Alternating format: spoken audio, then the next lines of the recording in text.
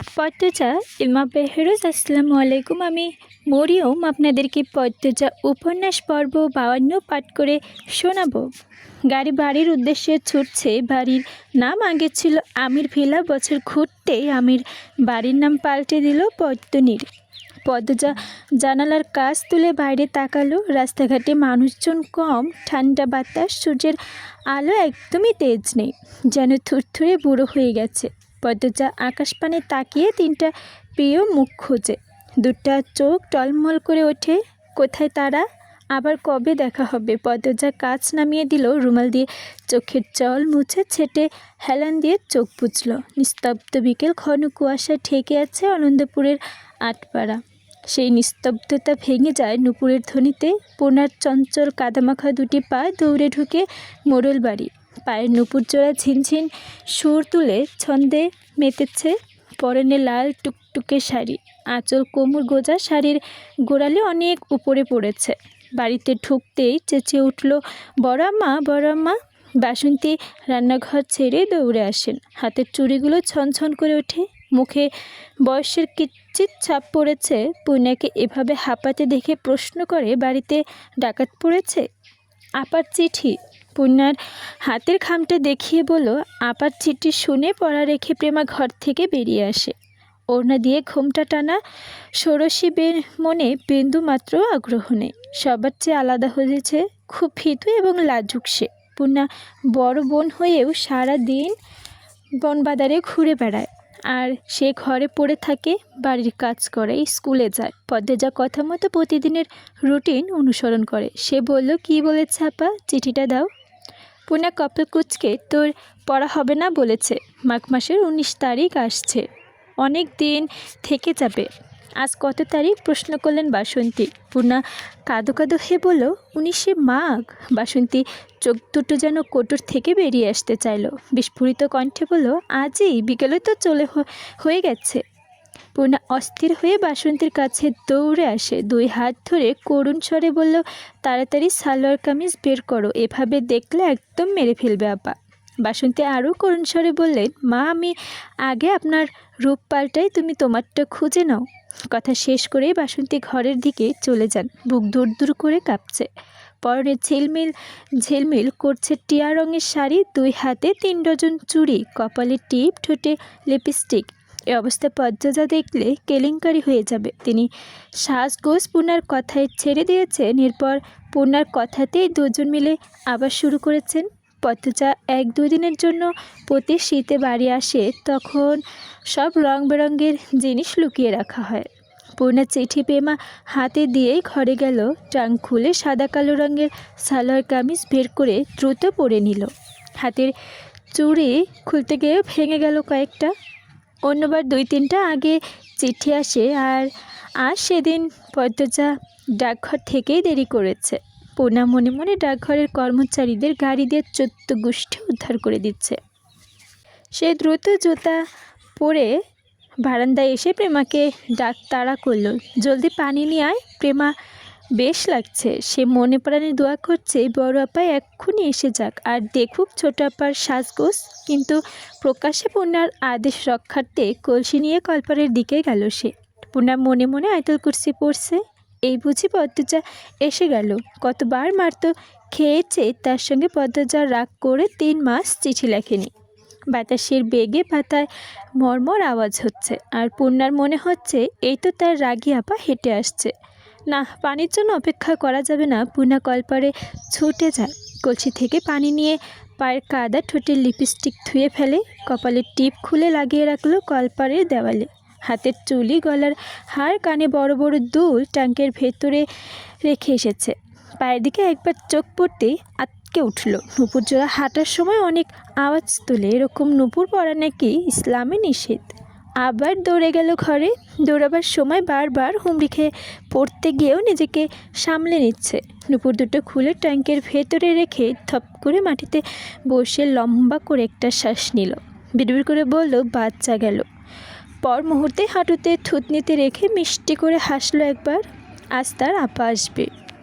তার জীবনের সবচেয়ে দামি এবং ভালোবাসার মানুষটি আসবে। ঈদের আনন্দের চেয়েও বেশি আনন্দ এই দিন। পূর্ণা মাথায় ঘোমটা টেনে রান্নাঘরে গেল। প্রায় বছর খানেক পর আবার রান্নাঘরে ঢুকেছে সে। বাসন্তী সাদা রঙের শাড়ি পরেছেন, তাড়াহুড়ো করে এটা ওটা রাখছেন। পূর্ণা সাহায্য করার জন্য হাত বাড়ালেন। বাসন্তীকে বললেন, পান্তরে বলো ওর লাল রঙের দাগ দেওয়া রাজাহাঁসটি জবাই করতে। পূর্ণা চুলায় লাকড়ি আরেকটা দিয়ে লাহারি ঘরের দিকে এগোয়। পান্তিকে লাহারি ঘরে বেশি পাওয়া যায়। প্রেমা বড় বোনের জন্য মায়ের ঘরটা গুছাচ্ছে। ইট পাথরের শহরে সবাই কৃত্রিমতা ছেড়ে ছায় ঘেরা মায়ায় ভরা গ্রাম, আঁকাবাঁকা বয়ে চলা নদী নালা, খালবিল, সবুজ শ্যামল মাঠের প্রাকৃতিক রূপ দেখে তৃষ্ণার্ত নয়নে পিপাসা মেটাতে গিয়ে পদ্মজা আবিষ করল তার চোখে খুশির জল। সবেমাত্র আনন্দপুরের গঞ্জের সামনে ট্রলার পৌঁছেছে। ট্রলারটি হাওয়ালদা বাড়ির। আলমগীর ও মগা ট্রলার নিয়ে রেল স্টেশনের ঘাটে অপেক্ষা করছিল। আমির পদ্মজার পাশ ঘেঁষে দাঁড়াতেই পদ্মজা বলল, ইচ্ছে হচ্ছে জলে ঝাঁপ দিই। আমির আটকে উঠল। কেন? পদ্মজা আমিরের দিকে তাকিয়ে মৃদু হাসল, বলল, অল্পতে ভয় পেয়ে যান কেন? বলতে চেয়েছি অনেক দিন পর চেনা নদীর জল দেখে ছুতে ইচ্ছে করছে, ডুব দিতে ইচ্ছে হচ্ছে। আমির এক হাতে পদ্মজার বাহু চেপে ধরে নিজের সঙ্গে মিশিয়ে বলল, তাই বলো। পদ্মজার চোখ তুলে আমিরের দিকে তাকালো। আমিরের গাল ভর্তি দাড়ি ঘন হয়েছে, চোখের দৃষ্টি গাঢ় তীক্ষ্ণ। 35 বছরের পুরুষ, অথচ একটা সন্তান নেই, বাবা ডাক শুনতে পারে না। মানুষটার জন্য দুঃখ হয়। পদ্মজা গোপনে দীর্ঘশ্বাস ছাড়ল। আজানের ধ্বনিতে ভেসে আসছে ট্রলার মোড়ল বাড়ির ঘাটে এসে ফিরল। বাড়ির দিকে তাকাতেই প্রথম চোখে পড়ে রাজাহাঁসের ছুটোছুটি চলা। ঝাঁকঝাঁক রাজাহাঁসের দৌড়ে বাড়ির ভেতরে ঢুকছে। হাঁসের প্যাক প্যাক শব্দে চারদিকে মুখরিত। ট্রলারের শব্দ শুনে পূর্ণা, প্রেমা, পান্ত ছুটে এলো ঘাটে। প্রথমে এলো পূর্ণা। পদ্মজার সিঁড়িতে পা রাখতেই পূর্ণা জান ছেড়ে ডেকে উঠল, আপা। পূর্ণাকে এভাবে ছুটে আসতে দেখে পদ্মজা ভয় পেয়ে গেল। সাবধান করতে বলল, আসতে পূর্ণা। বলতে বলতে সিঁড়িতে পা পিছলে গেল পূর্ণার। পদ্মজা দ্রুত তাকে আঁকড়ে ধরে। তখনই অঘটন ঘটে যেত। পদ্মজা পূর্ণাকে ধমক দিতে প্রস্তুত হয়, তখনই পূর্ণা শক্ত করে জড়িয়ে ধরে পদ্মজাকে। বুকে মাথায় রেখে হাঁপাতে হাঁপাতে উচ্চারণ করলো, আপা, আমার আপা। বুক বিশুদ্ধতায় ভালো লাগায় ছেয়ে গেল পদ্মজার। মৃদু হেসে পূর্ণাকে কিছু বলার জন্য উদ্যত হতেই প্রেমা পান্ত এসে জড়িয়ে ধরল তাকে।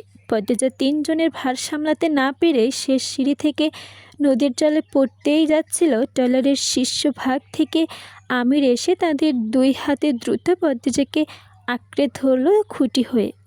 পদ্মজার চোখ বন্ধ করে ফেলছিল। যখন বুঝতে পারল সে পড়েনি, তার ভাই বোনেরাও পড়েনি, তখন চোখটা খুলল। ঘাড় ঘুরিয়ে তার স্বামীর মুখের দিকে তাকিয়ে হাসল। আমির পদ্মজাকে সোজা হয়ে দাঁড়াতে সাহায্য করে। পূর্ণা, প্রেমা হেঁচকে তুলে কাঁদছে। খুশিতে কেউ এভাবে কাঁদতে পারে? পদ্মজার ভালো লাগছে। বাসন্তী দূরে দাঁড়িয়ে থাকতে দেখে পদ্মজা ভাই বোনদেরকে বলল, তোরা কি বাড়িতে ঢুকতে দিবি না? পূর্ণার চোখের জল মুছতে মুছতে বলল, চলো। পদ্মজা সিঁড়ি ভেঙে বাসন্তীর সামনে এসে দাঁড়ালো। সাদে রঙের শাড়ি পরে ছলছল চোখে তাকিয়ে থাকে এই মানুষটার প্রতি পদ্মজার অনেক ঋণ। মুর্শিদের স্ত্রী হারানোর শোকে খাওয়া দাওয়া ছেড়ে দিয়েছিলেন। হেমলতা মারা যাওয়ার 6 মাসের মাথায় তিনিও পৃথিবীর মায়া ত্যাগ করেন, ফেলে যায় 2টি কিশোরী মেয়ে, বউ এবং একমাত্র ছেলেকে। অর্থনৈতিক সমস্যা দেখা দিল, সংসার চলে না। আমির সাহায্য করতে চেয়েছিল। পদ্মজার আত্মসম্মানে লাগে। সে কিছুতেই স্বামীর টাকা বাবার বাড়ির সংসার ঢালবে না। নিজের টাকা কাজ করার উপায় ছিল না। এমতো অবস্থায় বাসন্তী চাইলে চলে যেতে পারতেন, তিনি যাননি। এক পরন্ত বিকেলে পদ্মজাকে বললেন, নকশিকাঁথা সেলাই করতে পারি আমি। শখে সেলাই করতাম। 2-3 জন পয়সা দিলে কিনতে চাইতো। টাকার দরকার ছিল না, তাই বিক্রি করিনি। তুমি বললে আমি নকশিকাঁথা গঞ্জে বেচার চেষ্টা করব। পদ্মজা সেদিন অবাক হয়ে তাকিয়েছিল। সায় পেয়ে বাসন্তী ছুটে ঘরে যায়। একটা নকশিকাঁথা এনে পদ্মজাকে দেখায়। অসম্ভব সুন্দর হাতের কাজ। আমির নকশিকাঁথাটি দেখে মুগ্ধ হয়ে যায়। সঙ্গে সঙ্গে বলল, বড় ভাইয়া যতবার ঢাকা যাবে নকশিকাঁথা দিয়ে দিবেন। শহরে নকশিকাঁথার অনেক চাহিদা রয়েছে। আপনাদের সমস্যাটা কিছুটা হলেও খুঁজবে। এক কাজ করলেই তো পারেন, আরও 2-3 জনকে নিয়ে নকশিকাঁথা বানানো শুরু করেন, তাহলে অনেকগুলি হবে। তাদের পারিশ্রমিক দিয়ে দিবেন। ঢাকা বিক্রির পর 2 গুণ টাকা আসবে। এ প্রস্তাবে পদ্মজা অমত করলো না। সেদিন থেকে বাসন্তী 2 হাতে দিনরাত পরিশ্রম করেছে। পূর্ণাকে মেট্রিক অবধি পড়ালেন। প্রেমা পান্তুকে পা ছুঁয়ে পদ্মজা সালাম করলো, বলল, কেমন আছেন আপনি? ভালো আছি আমি মা। তুমি, জামাই বাবা সবাই ভালো আছো তো? আলহামদুলিল্লাহ ভালো আছে। আগের চেয়ে শুকিয়েছেন, ত্বক ময়লা হয়েছে, নিজের যত্ন নেওয়া কি ভুলে গিয়েছেন? বাসন্তীর চোখ নামিয়ে হাসলেন, এক হাতে নিজের মুখশ্রী ছুঁয়ে বললেন, সে বয়স কি আর আছে? বিধবা মানুষ। পূর্ণা খুব চালায় তাই না? বাধ্য করে রঙিন শাড়ি পরতে সাজতে। বাসন্তীর চমকে তাকালেন। পদ্মজা হাসছে। পূর্ণা মাথায় ব্যাগ নিয়ে পদ্মজার পাশে দাঁড়ান। পদ্মজা আহ্লাদে কণ্ঠে অভিযোগ করলো, আপা তুমি নাকি মুচির সঙ্গে আমাকে বিয়ে দিতে এসেছ? পদ্মজা হাসি প্রশস্ত হয়। আমিরকে এক পলক দেখে পূর্ণার দিকে তাকালো, বলল, কে বলেছে? তোর ভাইয়া? পূর্ণা আমিরের ভেজকে কেটে পদ্মজাকে বলল, আর কে বলবে? আপা আমি মুচিকে বিয়ে করব না, আমার ফর্সা চকচকে জামাই চাই। মগা পূর্ণাকে রাগানোর জন্য বলল, মেট্রিক ফেল করা শরীরে থলা জামাই হাঙ্গা করব না। পূর্ণা কিরমির করে উঠে পদ্মজা পূর্ণার গাল টেনে দিয়ে বলল, আচ্ছা এসব নিয়ে পরে আলোচনা হবে, চারপাশ অন্ধকার হয়ে যাচ্ছে, বাড়িতে চল। 2 হাতে 2 ভাই বোনকে জড়িয়ে ধরে বাড়ির উঠোনে পা রাখে সে। সতেজ হয়ে জামাকাপড় পাল্টে নেয়। রাজহাঁস ভুনা আর গরম গরম ভাতের ভোজন হয়। সঙ্গে আলমগীরও মগা ছিল। আলমগীর বাড়ির ভেতরে, আগে পদ্মজা পরে বলে যান, আগের স্মৃতিগুলো কতদিন বুকে রাখবি? দাদু মারা যাওয়ার পথে চাচি আম্মা আত্মগ্লানি করে তোদের না দেখার শোকে শুকিয়েছেন, কঙ্কাল হয়ে গেছেন। এবার অন্তত বাড়ি আসিস, অনুরোধ রইল আমার। পদ্মজা তুমি আমিরকে বোঝাও। পদ্মজা আশ্বস্ত করে বলল, এবার বাড়ির সবাইকে গিয়ে দেখে আসব। আপনি নিশ্চিন্তে যান, অপেক্ষায় থাকবো। আলমগীর মগা চলে যেতে আমির পদ্মজাকে বলল, তুমি গেলে যাও, আমি যাব না। এবার যাওয়া উচিত, অনেক তো হলো, 4 বছর কেটেছে। ওই রাতটা আজীবন বুকে তাজা হয়ে থাকবে, তাই বলে সম্পর্ক ছিন্ন করতে পারি না। ইসলামের সম্পর্ক ছিন্ন করা হারাম। ওই বাড়িতে গেলে আমার দম বন্ধ হয়। পদ্মজা, সে তো আমারও হয়, কিন্তু আম্মাকে খুব মনে পড়ে। আমার তো কোনো দোষ ছিল না, তবু শাস্তি পাচ্ছেন। ছিল দোষ, সে আসল দোষী, তার দেখা আজও পেলাম না। তিনি দোষী না, তিনি সবার চোখে দোষী। আমার যেদিন কেন ঘুমিয়ে পড়েছিলেন, ওটাই আম্মার দোষ। জোর করে ঘুম আটকে রাখা যায়? আমরা আগামীকাল যাচ্ছি, এটাই শেষ কথা। পদ্ম আমিরের বাকি কথা শুনল না। পদ্মজা দ্রুত হেঁটে হেমলতার ঘরের দিকে এগোল। হেমলতা ঘর খুলতে অদ্ভুত একটা অনুভূতি হয়, বুকের ভেতরটা বয়ে যায় শিহরণ।